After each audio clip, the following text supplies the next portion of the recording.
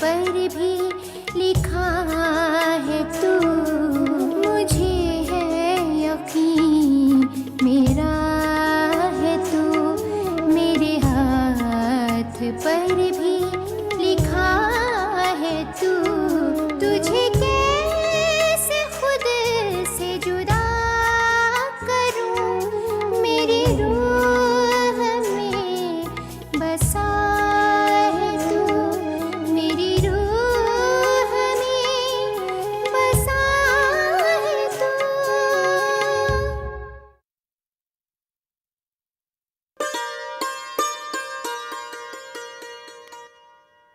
वफा, वफा,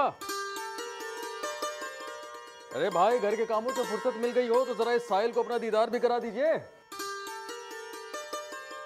भाई अब ये इंतजार जानलेवा हो रहा है। या अल्लाह, आपकी जान सलामत रहे। जी मैं देख रही हूँ आजकल हर रोज आप किसी न किसी बहाने से दफ्तर जाने में कोताही कर रहे हैं। और इसकी जिम्मेदार सिर्फ आप हैं वफा।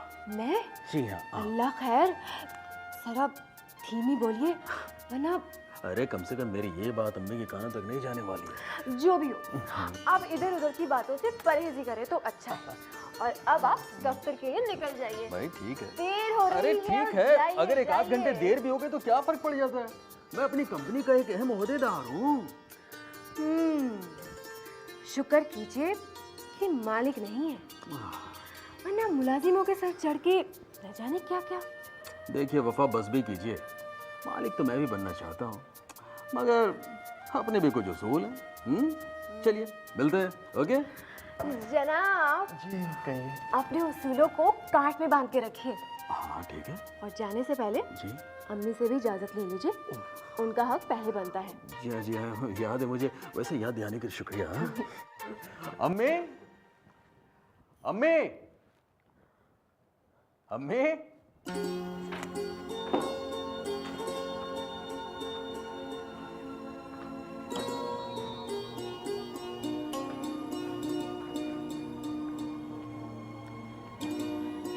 तुम दफ्तर ही जा रहे हो ना बेटा? जी अम्मी, बस आपसे इजाजत चाहिए थी। वफा ने इजाज़त दे दी ना, तो तुम्हें और क्या चाहिए? अम्मी मैं तो हर रोज आपसे इजाजत लेता हूँ। वफा दे न दे कोई फर्क नहीं पड़ता है। देखो बेटा, अब तुम अपनी बीवी को नाराज कर रहे हो। अभी तक तो मैं नाराज हुई नहीं अम्मी। ये तुम्हारा शौहर है इसलिए ये तुमसे कभी नाराज नहीं हुआ, वरना। असरार, लौटते वक्त आप अदनान को भी साथ ले लीजिएगा, वो आपका इंतजार करेगा। नहीं नहीं, मेरा कोई भरोसा नहीं हो सकता, मुझे किसी काम से रुकना पड़े। वफा, तुम तो घर से बाहर जाती रहती हो, तो तुम ही चली जाना। असरार पे इतना बोझ क्यों डाल रही हो? बेटा जी तुम अपना काम करो। जी अम्मी, खुदा हाफिज। खुदा हाफिज। खुदा हाफिज। खुदा हाफिज।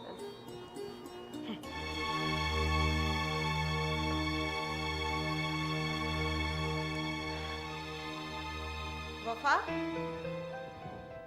जी अम्मी। अभी तो 10 बजे है, 12 बजे तक तुम दूसरे काम कर सकती हो। दूसरे काम? घर के तकरीबन सारे काम तो मैं कर चुकी हूँ। अगर कुछ और करना है तो बता दीजिए। तुम जानो तुम्हारा काम। मैं तो चली अपनी पसंद का ड्रामा देखने।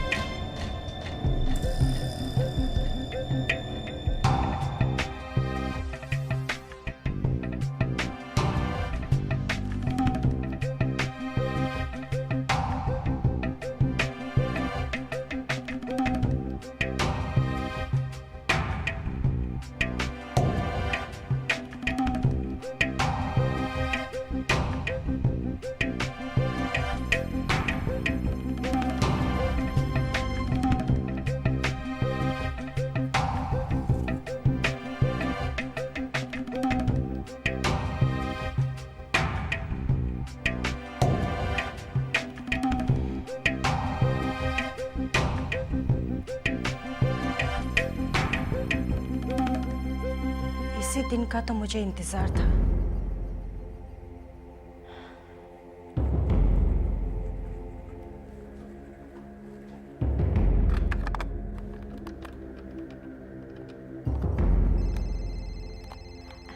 असरार बेटा,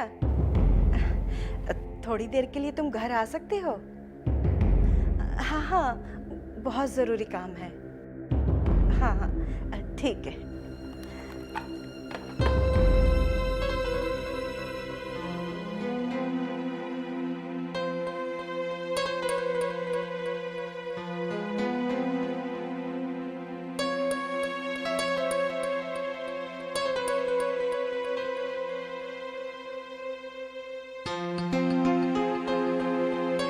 वफा,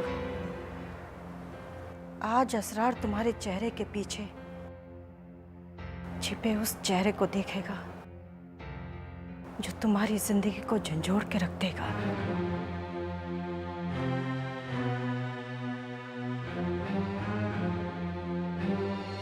क्या बात है अम्मी? आपने यकायक मुझे क्यों बुला लिया? कुछ नहीं बेटा, बैठो। बस बात मामूली सी है, पर पहाड़ बनकर किसी के भी सर पर टूट सकता है। पहाड़ बनकर? मतलब क्या कुछ ऐसा है जो आप... नहीं नहीं, ऐसा कुछ नहीं है, पर अब बहुत कुछ हो सकता है। बहुत कुछ? क्या? बेटा, इस घर में किसकी कमी है, जरा सोच समझ के बताना। अम्मी, किसकी कमी है? आप भी यहीं पे हैं, मैं भी यहीं पे हूँ, वफा भी यहीं कहीं आसपास होगी। हाँ, अदनान। हाँ, वो तो स्कूल गया है और बिल्कुल सही सलामत है। तो फिर वफा? हाँ, अब दिल की बात जुबान पर आई। मगर वफा इस वक्त बाहर क्या करने जाएगी? वो तो अदनान को लेने 12 बजे के बाद जाती है। बेटा, एक अरसे से मैं यही चाहती थी कि किसी दिन तुम और मैं अकेले में इस मसले पर... शुक्र है आप घर पे ही मिल गए, वरना मैं तो... अरे, तुम मेरे पीछे पीछे घर से बाहर चले गए थे क्या? तो क्या करती, आपके साथ ही बाहर गई थी ताकि... वफा, असरार को तुमसे एक जवाब चाहिए। जवाब ही तो दे रही हूँ अम्मी, ये लीजिए। ओह, तो ये मामला है। अगर मैं दफ्तर पहुंच चुका होता तो मुझे इसके लिए वापस लौट कर आना पड़ता। अब शुक्रिया अम्मी, आपने बिल्कुल वक्त पे मुझे खबर कर दी। और वफा, तुम तो हमेशा मेरी लापरवाही को मुझे एहसास दिलाती रहती हो। शुक्रिया। अच्छा, चलता हूँ। हाँ, खुदा हाफिज। खुदा हाफिज। खुदा हाफिज।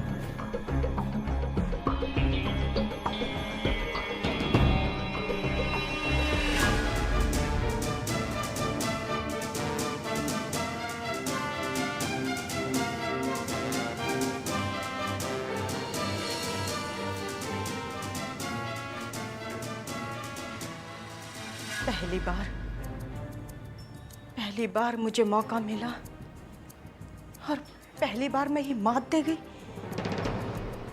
रंगे हाथों पकड़वा के ही रहूंगी।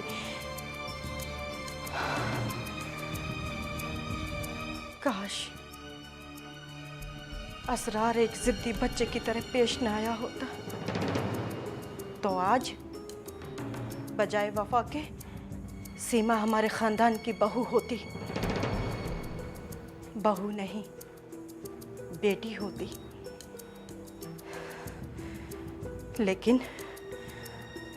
लेकिन असरार ने वफा को मेरे सामने लाके खड़ा कर दिया। और आज वफा मेरी आंखों में कांटे की तरह खटक रही है। कैसे निकाल फेंकूं इस कांटे को? अगर फेंक भी दूं तो सीमा तो नवाज के साथ शादी करने वाली है। लेकिन एक बात तय है, शादी 2 सालों से रुकी हुई है। कहीं सीमा हमारे हिस्से में तो नहीं आने वाली है। मेरी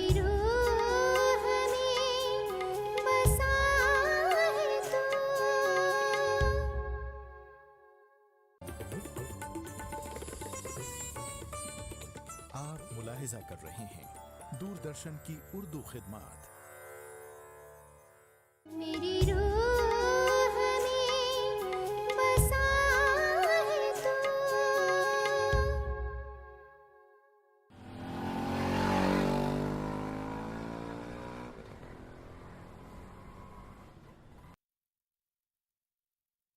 नवाज 2 साल हो गए हैं रिश्ता तय हुए, ना तुम्हारी तरफ से कोई शुरुआत हो रही है ना सीमा की तरफ से। और 2 साल से आप भी इसी बात की रट लगाए हुए हैं, और एक मैं हूं कि एक कान से सुनता हूं और दूसरे कान से निकाल देता हूं। इसी तरह सुनी अनसुनी करते रहोगे तो ये उम्र गुजर जाएगी। यही तो मुश्किल है। इस मामले में ना कोई फैसला आप कर सकते हैं और ना ही मैं। देखो नवाज, तुमने और सीमा ने एक दूसरे को पसंद किया है। इस मामले में ना मैं और ना ही शकूर साहब कुछ कर सकते हैं। शकूर साहब की तो बात ही ना करें, उनकी ना और हाँ की तो कोई कीमत ही नहीं है। बेटी के बाप हैं वो, उनके दिल पर कितना बोझ है ये वही जानते हैं। शकूर साहब ने अपने हर तनाव को हवा में उड़ाकर सारा इख्तियार सीमा को दे रखा है। नहीं समझे ना ही समझे तो बेहतर है। भाई इसमें समझना समझाना क्या, तुम दोनों के पास इख्तियार है, कर डालो फैसला।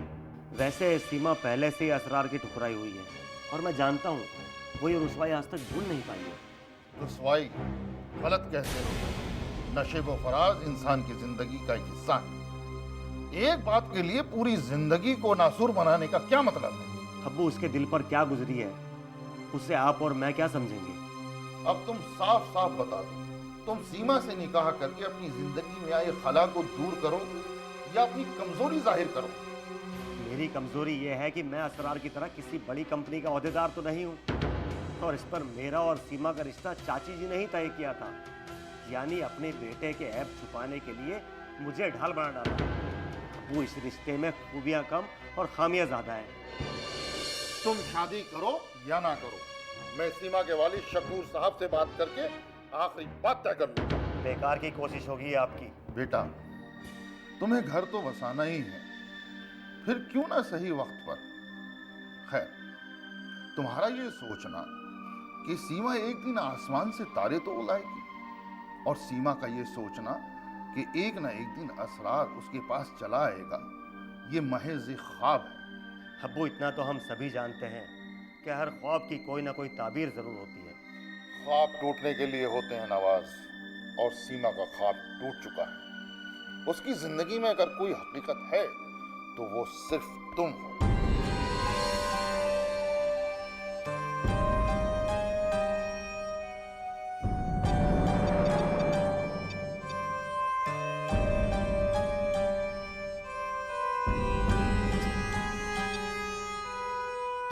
सीमा, ये सच ही तो है कि अब कोई ख्वाब तुम्हारे काम का नहीं है। हो सके तो मेरे इस इंतजार को भी यहीं खत्म कर दो। तुम और मैं सिर्फ एक दूसरे के लिए हैं।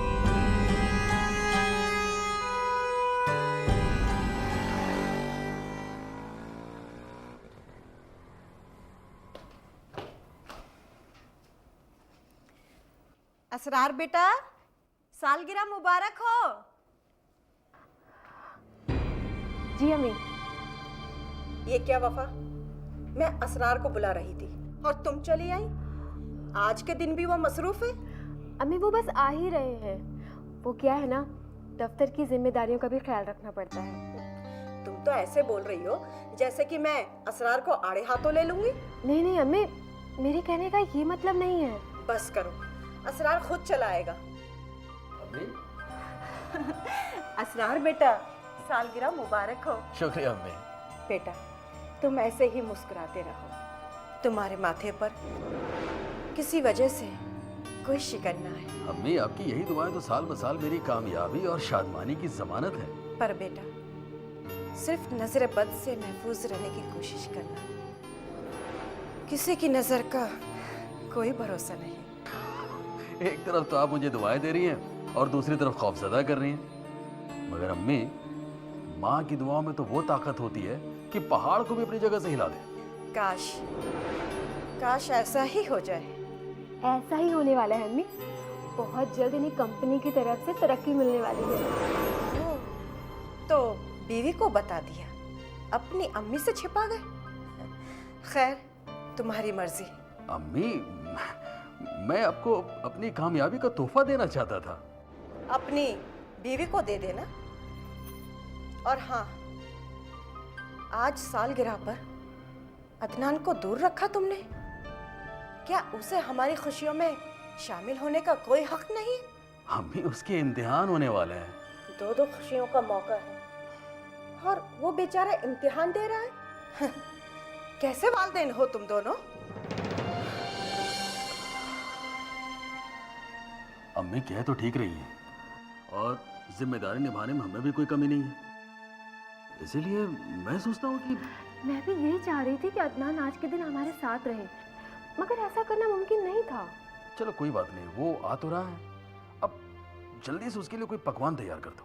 जी। अरे भाई असरार मियाँ, पकवान में इतनी देरी क्यों? भाई हमसे तो सबर हुआ नहीं, हम दोनों सर के बल चले आए। चचा, आपकी तशरीफ आवरी सर आंखों पर। बाखुदा बिल्कुल सही वक्त पर आप दोनों ने आकर के हमारी महफिल में चार चांद लगा दिए। बैठिए, तशरीफ रखिए, हाँ, आइए। जरूर। आओ नवाज, बैठो। पर यहाँ तो माहौल बिल्कुल फीका फीका और बेजान दिखाई दे रहा है। आप बैठिए तो सही, सारे गिले शिकवे दूर हो जाएंगे। बिन बुलाए मेहमान है, ख्याल रहे जियाफत में कोई कमी ना रह जाए। नवाज मियाँ, तुम तो सिर्फ खाने पीने की बातें किया करो, आज तो तुम्हें अपने मुस्तकबिल पर रोशनी डाल के ही रहना होगा। बिल्कुल सही कह रहे हो असरार बेटा, यही वक्त है इसके कान खींचने का, वरना जी मैं अपने आने की खबर चाची जी को देकर आता हूँ, क्योंकि उनके बगैर ये महफिल अधूरी लग रही है। नवाज, तुम्हारी आवाज सुनूं और दौड़ी दौड़ी ना हो, ऐसा तो हो नहीं सकता ना? वफा, अरे भाई मुंह मीठा कराओ, जाओ जल्दी जाओ। जी अम्मी। मैं भी जरा काम निपटा के आऊँ, आप लोग तशरीफ रखिए, ठीक है?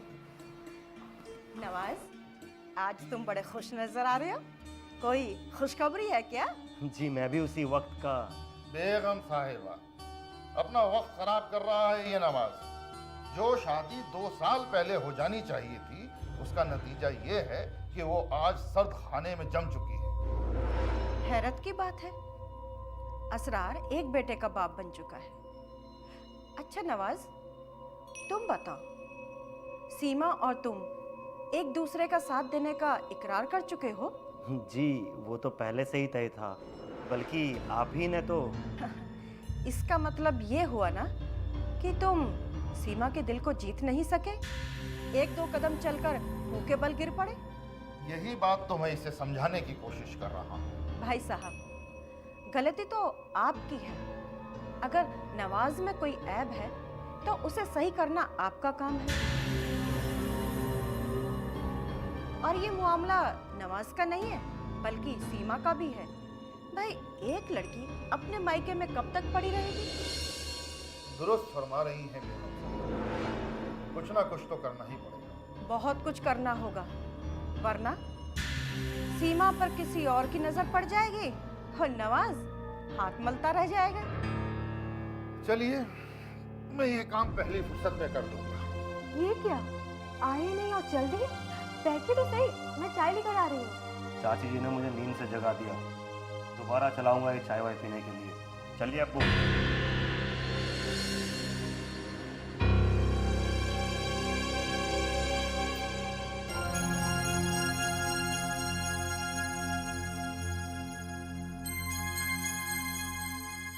अरे, ये सारे लोग कहाँ गए?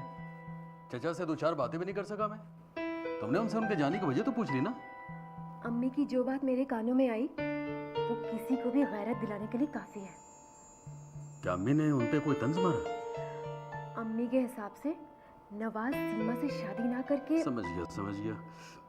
यही बात तो मैं उसको समझाता रहता हूँ कि भाई अब घर बसाने का वक्त आ चुका है। अब इस बारे में वो क्या फैसला करते हैं तो उसकी मर्जी है।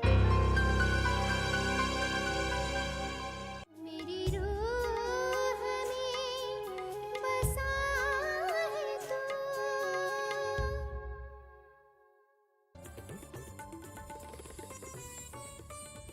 आप मुलाहिजा कर रहे हैं दूरदर्शन की उर्दू खिदमत।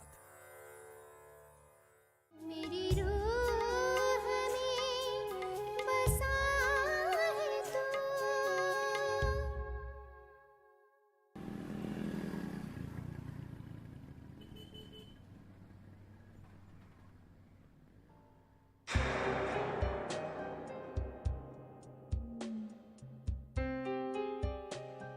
कुस्सिया बेगम की दो बातों ने तुम्हें इतना बेचैन कर दिया, तुम मेरे ऊपर क्या गुजरी होगी। अब्बू वो साफ साफ बता गई कि हम बगैरत है, हम में बेशुमार ऐब है।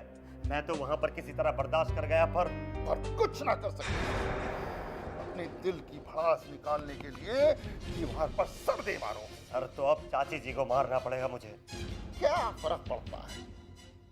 आज कुस्सिया ने जबान खोली है, कल मोहल्ले वाले बोलेंगे और उसके बाद ऐसी नौबत ही नहीं आएगी अब्बू। तो तुम शादी का इरादा कर चुके हो। ये तो वक्त ही बताएगा कि अब कौन क्या करने वाला है। वक्त तो तुम्हारा साथ नहीं दे रहा। तो याद रखिए अब्बू, यही वक्त एक ना एक दिन कुत्सिया बेगम का भी साथ छोड़ देगा। ये वक्त तुम्हें अपने बारे में सोचने का है, फैसला लेने का है, और तुम चले हो कुर्सिया बेगम से मुकाबला करने। वक्त के आगे ना कोई छोटा है ना कोई बड़ा। एक दिन हमारा भी वक्त आएगा अब्बू, और मैं तब बताऊंगा उन लोगों को कि हमारा आज वक्त है।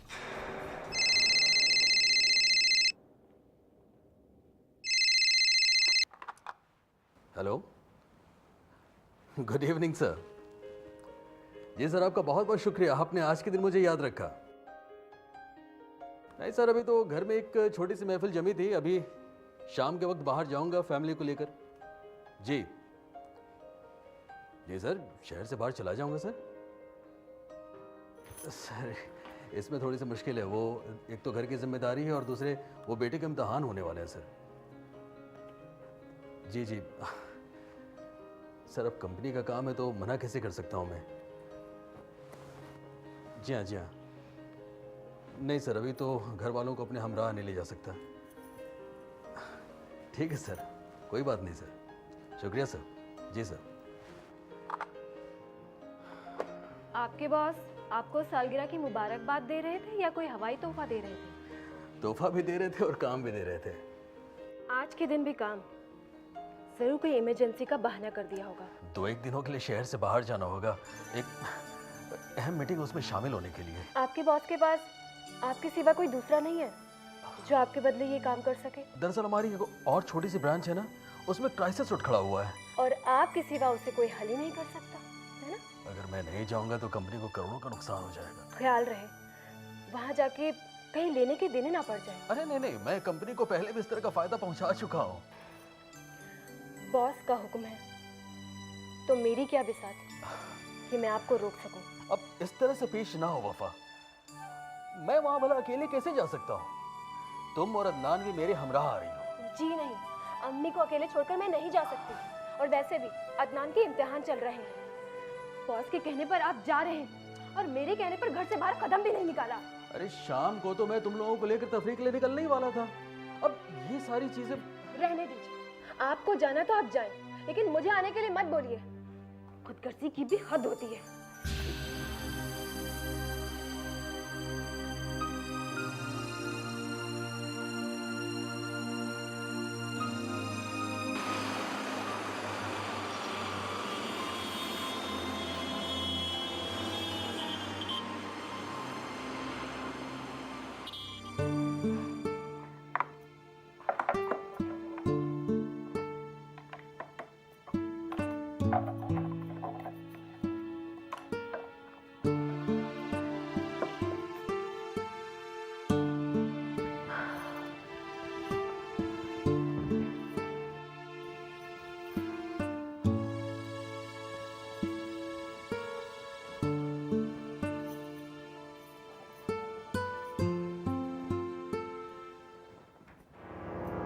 वफा, जी अम्मी। मैं देख रही हूँ जब से असरार शहर से बाहर गया है तुम अदनान पर बहुत ही कम ध्यान दे रही हो। अम्मी, आधी रात तक उसकी पढ़ाई में उसकी मदद करती हूँ, अब इसके सिवा और क्या करूँ? आधी रात तक उस नन्ही सी जान पर इतना बड़ा सितम, कुछ तो तरस खाओ। अम्मी, पढ़ाई लिखाई में तरस खाने लगे ना तो वो इम्तिहान में तरसता रह जाएगा। मुझे हिदायत देने की जरूरत नहीं है। एक तो अपने शौहर की नाफरमानी कर दी, उस पर बेटे पर ज्यादती। लेकिन अम्मी, मैं अदनान की वजह से ही तो उनके साथ नहीं जा पाई। अब तो उसके इम्तिहान मुकम्मल हो गए हैं ना? जी हाँ, लेकिन चंद रोज आराम करने के बाद नई क्लास में दाखिला लेगा। और फिर मामूल के मुताबिक पढ़ाई लिखाई शुरू हो जाएगी। पढ़ाई लिखाई ना हुई, मजदूरी हो गई कि बोझ कंधे पे उठा और कमर टेढ़ी कर लो।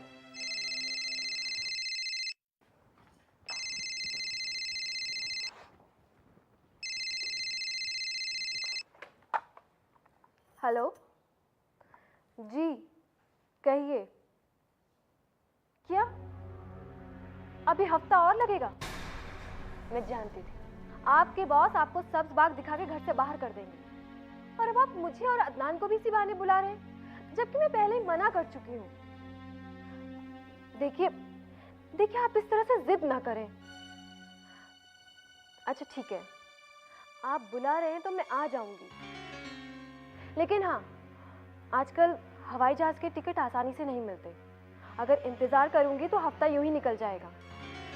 तो एक काम करती हूँ, मैं कार से आ जाती हूँ। जी ठीक है, खुदा हाफिज। क्या कहा तुमने?